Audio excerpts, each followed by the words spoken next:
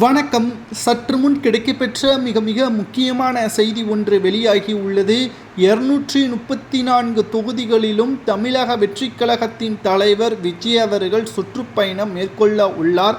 ஜனவரி மாத இறுதியில் இருந்து இந்த பயணங்கள் மேற்கொள்ளப்படும் என்றும், இது கடந்த 2021 சட்டமன்ற தேர்தலுக்கு முன்பாக ஸ்டாலின் அவர்கள் செய்த முயற்சியே அப்படியே தமிழக வெற்றிக் கழகத்தின் தலைவர் விஜய் அவர்கள் செய்கிறார்.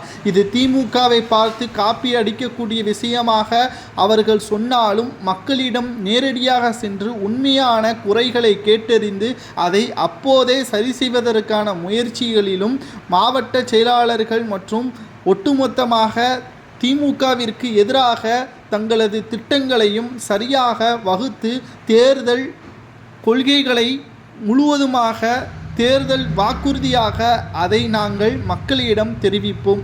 மக்களிடம் இருந்து கேட்டு கோரிக்கைகளை அவர்களது திட்டமாக நாங்கள் மாற்றுவோம் என்றும், இந்த 234 தொகுதிகள் சுற்றுப்பயணம் என்றும் விஜய் அவர்களது ஆதரவுகளையும் இதன் மூலமாக நாங்கள் பெறுவோம் என்றும் தெரிவித்திருக்கிறது தமிழக வெற்றிக்